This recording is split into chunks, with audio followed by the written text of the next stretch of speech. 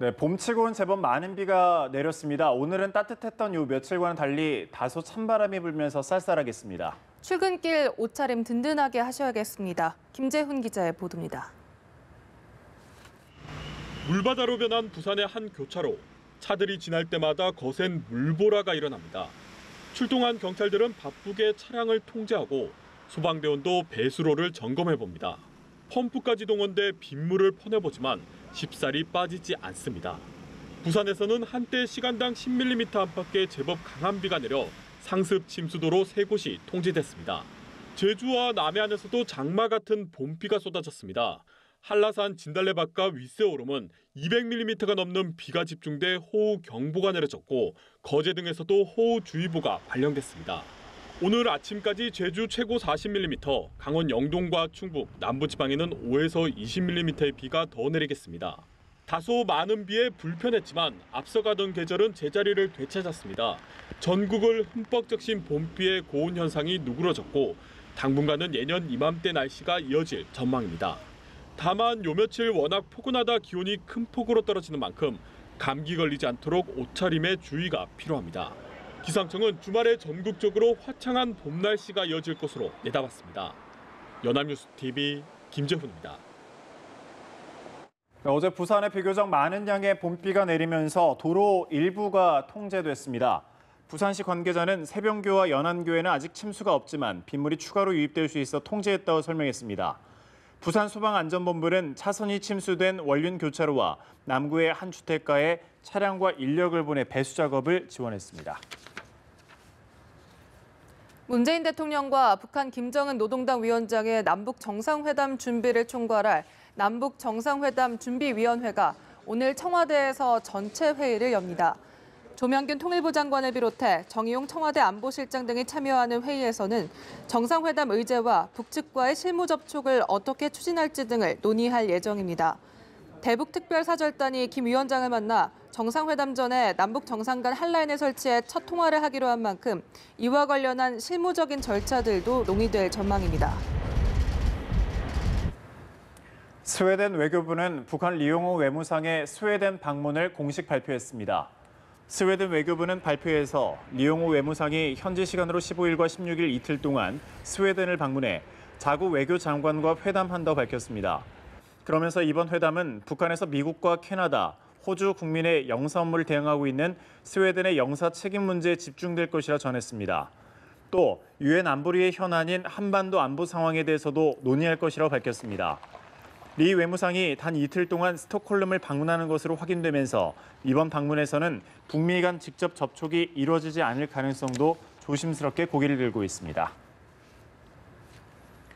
한국산 철강에 대한 미국의 고율 관세 부과가 임박한 가운데 한미 자유무역협정 FTA 3차 개정 협상이 미국 워싱턴에서 시작됐습니다. 강경화 외교부 장관은 워싱턴에 도착해 남북, 북미 정상회담을 위한 조율 작업에 들어갔습니다. 워싱턴에서 윤석희 특파원의 보도입니다. 한미 자유무역협정 FTA 개정을 위한 3차 협상이 현지 시간으로 15일 미국 워싱턴 DC에서 시작됐습니다.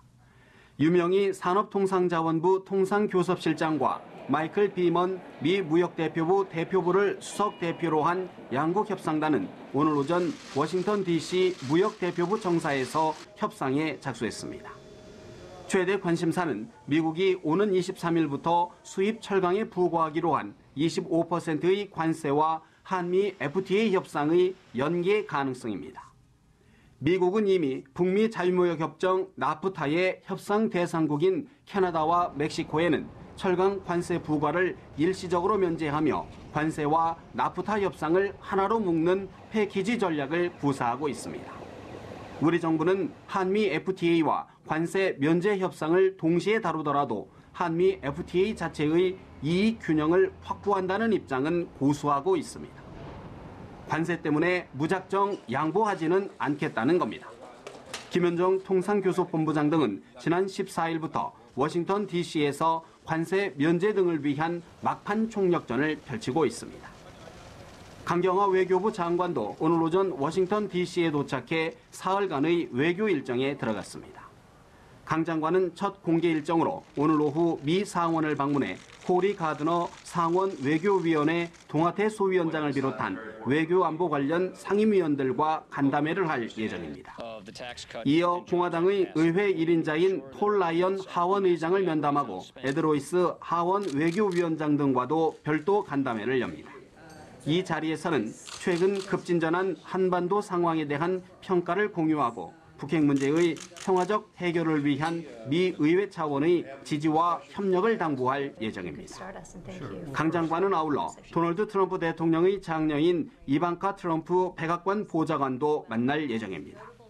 구체적인 접촉 이유는 알려지지 않았지만 남북 정상회담과 북미 정상회담 개최 문제를 비롯한 한반도 주요 현안을 논의할 것이란 관측이 나옵니다.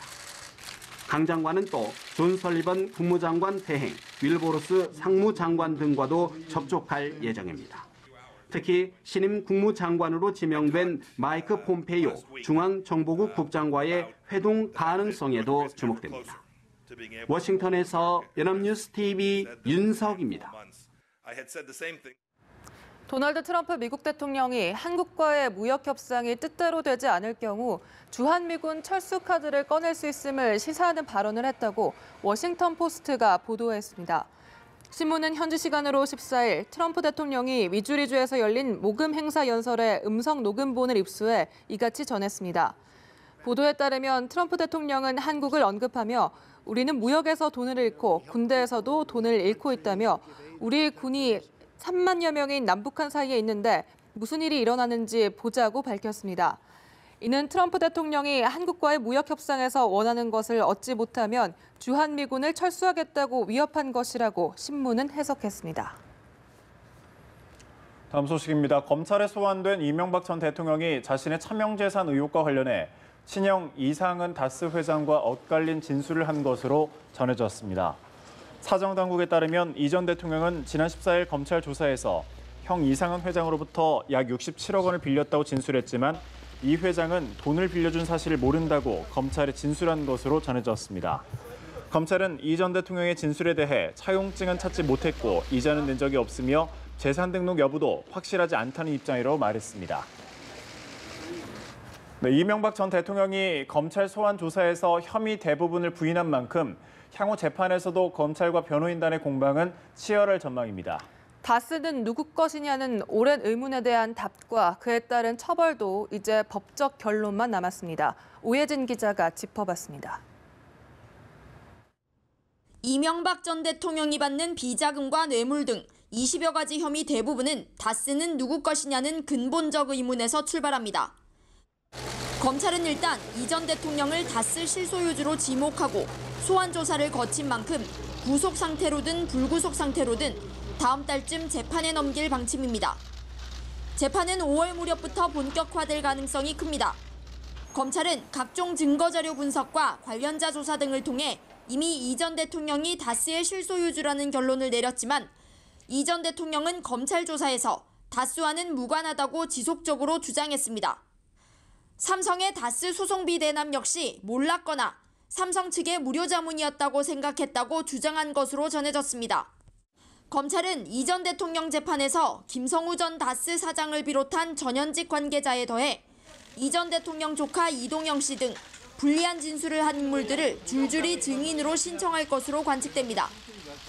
이 전 대통령 측은 이를 거부하는 동시에 객관적 물증 제시를 주장하며 방어전을 펼칠 것으로 예상됩니다.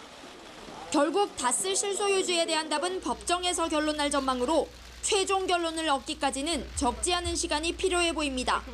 연합뉴스 TV 오예진입니다.